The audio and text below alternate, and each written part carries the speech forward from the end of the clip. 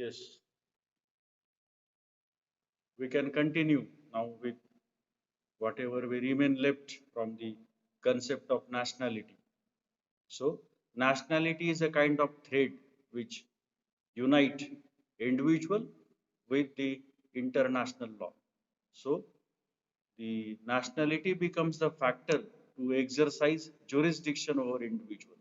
In this context, we have to study the law relating to nationality from the point of jurisdiction. And we seen what nationality is, how it differs from domicile, and how it also differs from citizen so far as civil and political rights are concerned. Then we seen what are the modes by which nationality can be acquired along with those two basic principles, that is principle of lineage and principle of birth. So today we will see the what are the mode by which the nationality can be lost, so can be taken out, etc. Or whether one's nationality is conferred, whether it remains so always. So in that context, we have to study what are the different modes through which nationality can be lost of individuals. So, international law does not prescribe any rule under which a person may lose his nationality. Again, it is left to the discretion of the states to decide or to make rules for deprivation of nationality. However, this is directly a matter of international law. For a person without nationality is a stateless person, and survival of such a person becomes difficult in the international community. Therefore, it directly relates to the question of human rights. So, generally, a person may lose his nationality by certain modes which are discussed below. First is the release, literally, to release the person from nationality. So some state authorize their citizens. So this option can be exercised by the citizen on their own. So some state authorizes their citizen to seek release from their nationality. Such release, when granted, deprives the person of the nationality of the state granting such release. So it is the voluntary act of the individual. If he want release from the nationality of any state, he may apply as per the law of that particular nation and seek release. The government will approve his release and thereby his nationality can be lost simply. Second one is, so release is an voluntary act. So no force from the side of state. Second mode is deprivation. So here the many countries have laws which provide that a particular act of conduct of a national will deprive him of his nationality. Generally, Citizenship Act or even certain criminal laws made a provision that if this particular act is done, then his nationality may be deprived. So, acts such as entering into a foreign service, particularly of enemy countries, taking oath of allegiance to a foreign state, joining foreign armed forces, unlawful trading with the enemy during war, and prolonged stay abroad or some of such ground. It is left with the concerned nation what rules can be made by which a person may be deprived of his nationality. If that is done, here state is taking out the nationality if particular acts were done. So this is not an voluntary task on the part of individual, but rather it is the coercive action of state for making certain default by their own national. Therefore, here the nationality can be deprived by the concerned state. So, Article 15.2 of UDHR, UDHR we know now it is Universal Declaration on Human Right. So, the first human right document in the development of modern international law.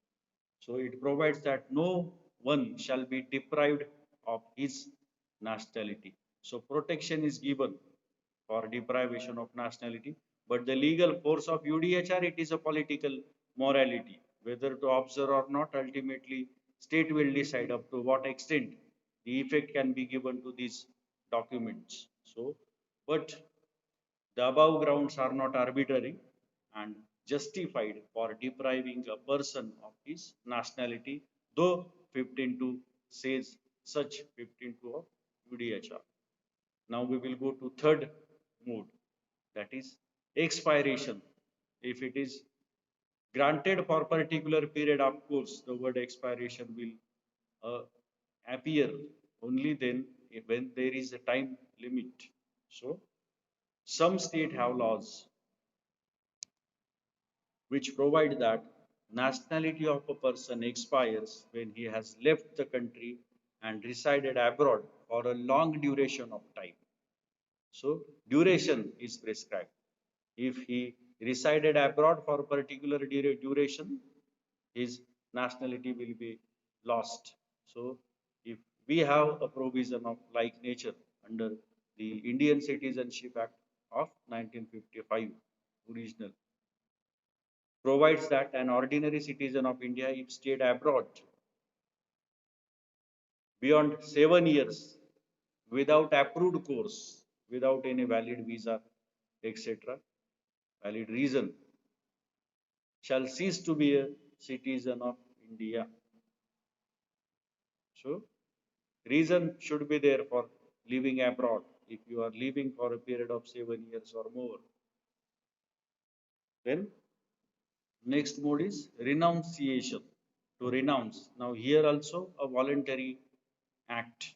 So, a person may renounce his nationality in a manner prescribed, such as signing a deal before the designated authority or by exercising the right of renunciation on attaining majority or acquiring the nationality of more than one state. Renunciation is generally the act done by a person if a child got a nationality because of his parents or other reasons, or two nationalities are there, then this option can be exercised and one nationality can be renounced or can be changed to other nationality. So renunciation and release are same, only the situations in which it is to be invoked are different. Renunciation can be done because of compelling reasons, but release is a completely voluntary act. Now substitution, now some mode may overlap with each other. So substitution, word substitute itself indicate that this is not a universal mode of losing nationality. It depends upon state to state. Under the British Nationality Act of 1881, the naturalization in a foreign state does not involve loss of nationality. So, Britain does not object naturalization living abroad for more period. Thus, Indian Citizenship Act taken out deprives the nationality for if the person live abroad 7 years or more. Unlike Britishers, they have a reversed rule. They doesn't do so. So it shall not lose the nationality even though person live in a foreign state. Britain does not object to their citizens acquiring another nationality apart from the one they already possess. So they allows double nationality principle. But in many states, naturalization abroad, like India, we don't allow such naturalization abroad ipso facto terminates the original nationality of a person.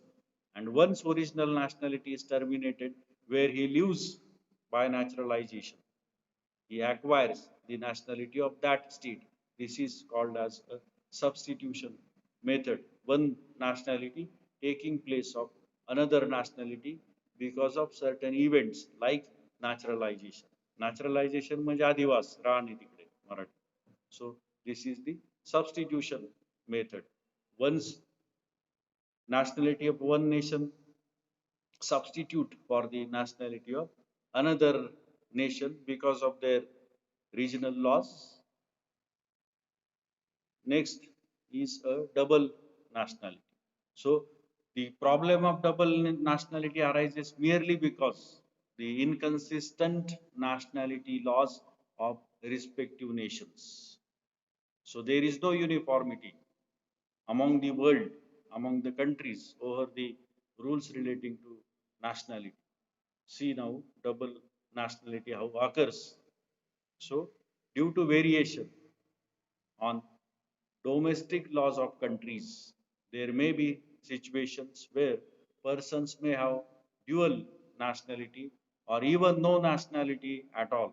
That is statelessness. Even this situation may arise. So first we will see double nationality, then we will go to statelessness. So the one reason is variation or no uniformity. So international law does not have binding rules on nationality, and the states have discretion to formulate their own laws, as already stated that international law cannot dictate the nation to make rules relating to nationality. It is the particular nations, they have to decide. That's what there is no uniformity between nations to nation over the nationality laws.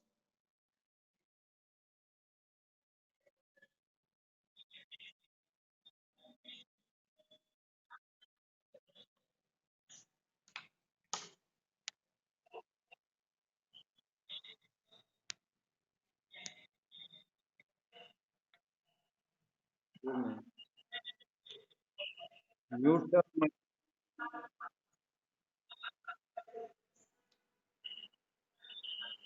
Jaykant, Jai Shankar, mute your mic. Yes, okay. Hmm? So due to variation in domestic law or no uniformity in domestic law, the problem of double nationality arose. And why no variation? Because international law doesn't make uniform rules for all. It is left with the respective nations to make rules for nationality, and this lead to variations. So, for example, even it is there in the study material, A is born in X state, where nationality is based on just solely principle, that is place of birth. So, thereby A gets the nationality of state X.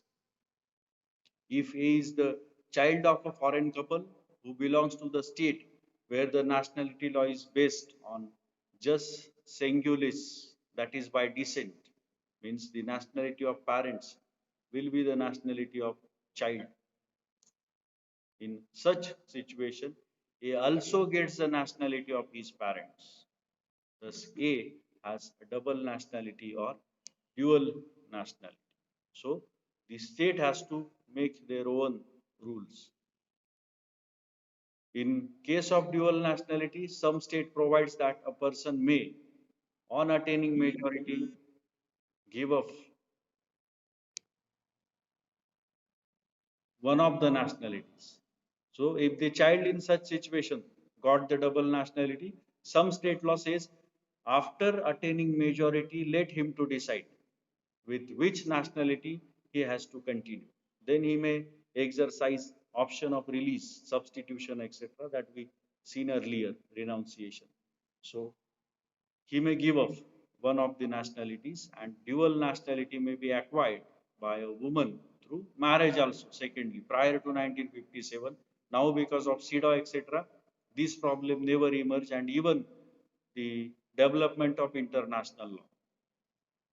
Rarely such problem arose if their nationality laws were not modified in this way, then it will give rise. Some state deliberately allowed, smaller state deliberately allowed the double nationality to take the benefit of the talent or other activities of that particular individual, particularly sports person.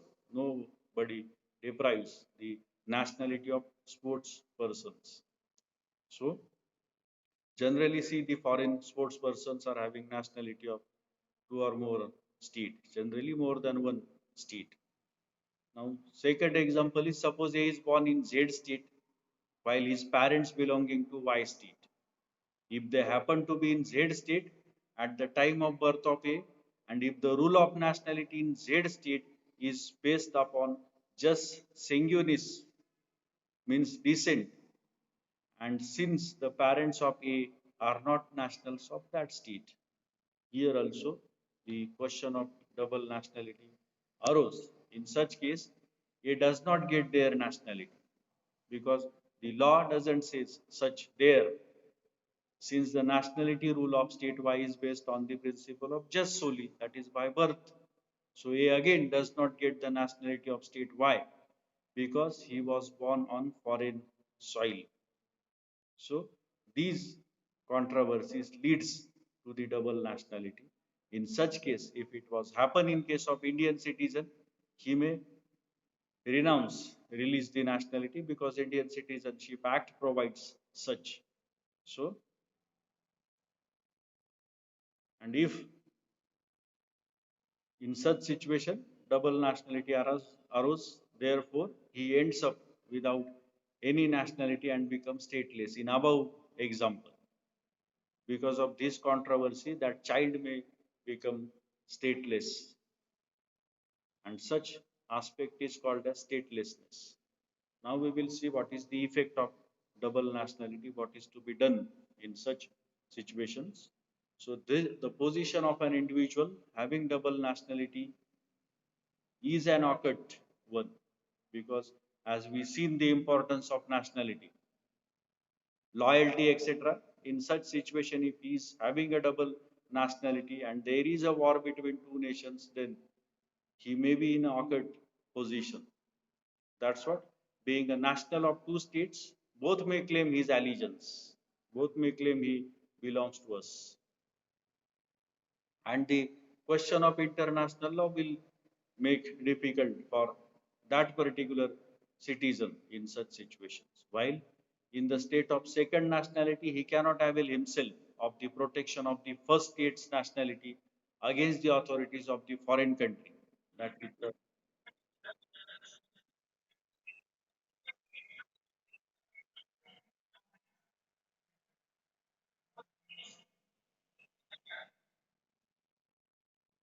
yes. So while in the state of second nationality, he cannot avail himself of the protection of the first state's nationality against the authorities of the foreign country, that is the third state. This problem may arise. For this sake, the Hague Convention on certain questions relating to conflict of nationality laws 1930, very much earlier, provides that if a person has more than one nationality, he shall within the third state be treated as if he had only one, and it will be determined by applying the test of genuine link or effective nationality or real connection.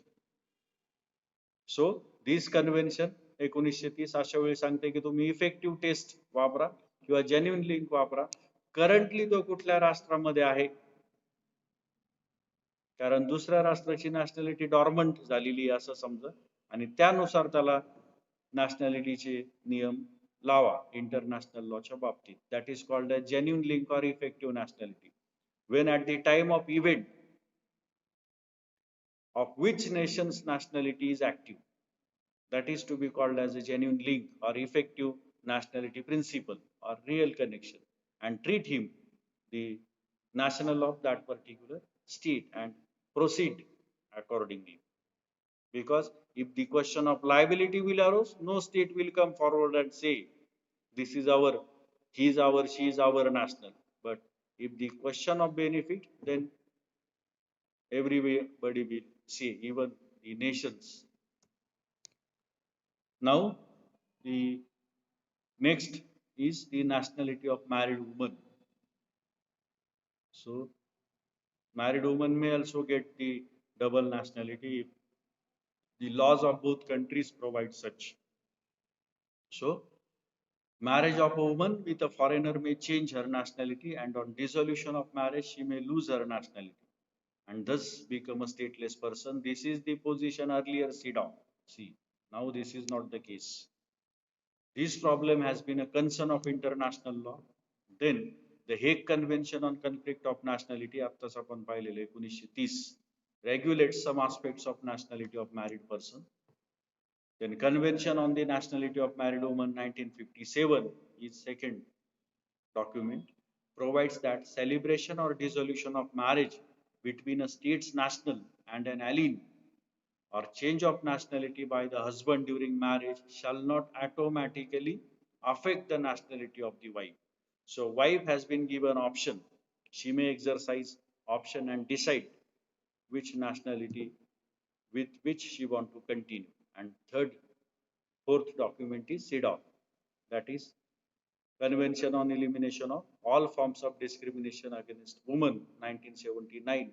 It also obligates the state to ensure that women should be given equal right and that women are not rendered stateless on account of marriage, because marriage should not become a hurdle to a woman for changing her nationality or should not become a cause. Otherwise, marriage will become a disability.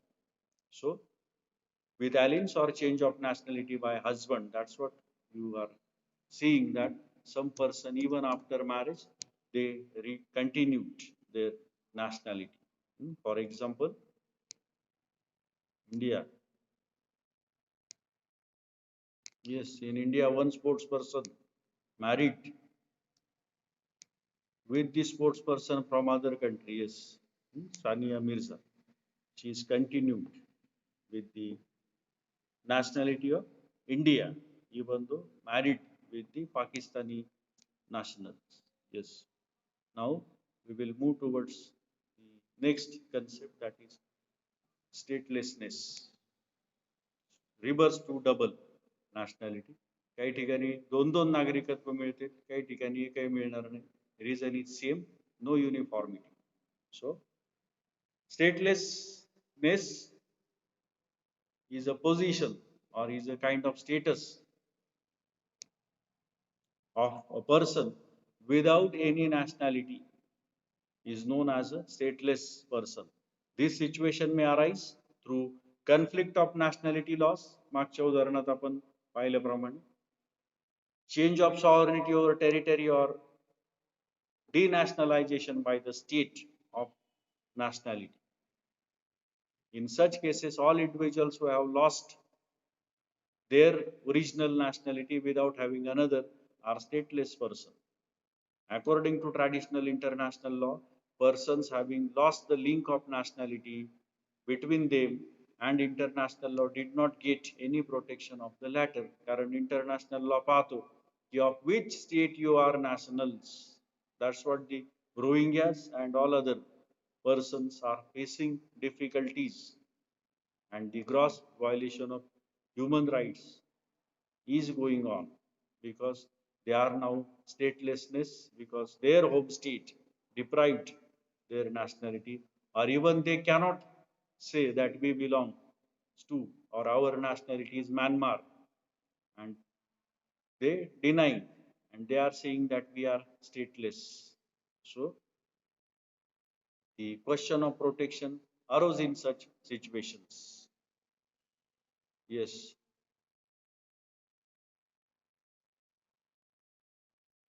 So even under modern rules of international law, they cannot get diplomatic protection, consular assistance, and international claims for the damage suffered at the hands of state because they doesn't become the beneficiary. They were never on record, so they face difficulties. Now, what is to be done by the international forums for reducing the statelessness? So, here we will see what are the international efforts to reduce statelessness. हा जो statelessness प्रकार आहे तो कमी करण्यासाठी आंतरराष्ट्रीय पातळीवर काय प्रयत्न केले जात आहेत. तर त्याच्यासाठी again different conventions are there, and whether to implement those conventions or not again depend upon the state. See, the Convention on the Conflict of Nationality Laws 1930. Second is the Convention relating to the status of stateless person 1954. The Convention on Reduction of Stateless Person 1961 that provides the of 61 provides that a contracting state shall grant its nationality to a person born in its territory who would otherwise be stateless. Now, as per this 61 convention, ज्या राष्ट्रात ते असतील stateless person आणि जर तिथे जन्म झाला असेल त्या मुलांचा तर त्या मुलांना तुम्ही नॅशनॅलिटी द्या कोणी जे या कन्व्हेन्शनला पार्टी आहेत. India is not party even to a single convention. You might have been read about the Rohingya case filed by Prashant Bhushan, a PIL, wherein the Indian government taken the decision to deport the Rohingyas to Myanmar to prevent central government from taking this action when PIL is filed into the Supreme Court, taking injunction or preventive order against this or to get the stay of this order, wherein these things were argued. So, second aspect of this convention, a child born out of a wedlock on the territory of a state party to the convention and whose mother is a national of that state will get the nationality of his mother if he would otherwise be stateless. दुसरा मार्ग, तिथं जर तिथल्या नागरिकाबरोबर लग्न झालं असेल त्यांना मुलगा झाला असेल तर थोडक्यात त्यांचे जे डिसेंडंट्स असतील त्यांच्या स्टेटलेसनेस कमी करण्याचा प्रयत्न या कन्व्हेन्शनने केलाय. पण त्यांचं काय वैयक्तिक, the renunciation of nationality shall not result in loss of nationality unless the person has acquired another nationality. Renunciation मुळे पण स्टेटलेस होतात. अशा वेळी रिनाउन्सिएशन जरी केलं असेल तर लगेच त्याची नॅशनॅलिटी काढू नका जोपर्यंत तो दुसरी नॅशनॅलिटी घेत नाही तोपर्यंत. हे एक्ससच्या कन्व्हेन्शननं हे प्रिन्सिपल आणून काही प्रमाणात स्टेटलेसनेस कमी करण्यात आलं. The 1954 conventions relating to status of stateless person and 61 convention on the reduction of stateless are key legal instrument in the protection of stateless people around the world and in the prevention and reduction of statelessness. So, while they are complemented by regional treaty standards or observing and international human rights law, the two statelessness conventions are the only global convention of this kind. Recently, on 6 July 2015, there are 23 signatories and 86 parties to the 1954 conventions and 5 signatories and 63 parties to the 1961 convention, but India is not among them. See, now role of UNHCR. Now, for statelessness, one agency is established that is called as UNHCR, means United Nations High Commissioner for Refugee. They were also called as refugee. Refugee has a nationality of one nation, but because of persecution into their own country, they fled to another country. They are called refugees, but stateless are person are those who don't have any nationality. So this organization work for both for refugee or as well as for statelessness. We are calling, India is calling Rohingya as a refugee, but Rohingyas saying that they are statelessness because to take the benefit of international law. Because once they treated as refugees, their home state is under obligation to protect them. But they don't want to go to their home state because already they are persecuted there in Myanmar. So this organization is working for the right of both statelessness as well as Rohingya. So this commission was established on 14 December 1950, of course, to coordinate international action to protect refugee, forcibly displaced communities, stateless persons, and to resolve their problem worldwide. So its primary purpose is to safeguard the right and well-being of refugees. It strives to ensure that everyone can exercise the right to seek asylum and find a safe refuge in another state with the option to return home voluntarily, integrate locally or to resettle in a third country. या गोष्टीसाठी या लोकांना मदत करणे हे या संघटनेचं काम आहे. ही international organisation आहे रेफ्युजीसाठी. त्या राष्ट्रामध्ये त्यांना आश्रय कसा मिळेल याच्यासाठी त्यांना कायदेशीर मदत करणे वगैरे. So its headquartered is in Geneva, Switzerland, and it is a member of United Nations Development Group, UNDP. It has won two Nobel Peace Prize, once in 1954 and again in 1981 for their remarkable work for refugees and stateless persons. So UNHCR activities in the field are grouped into four categories. How they were? Identification first.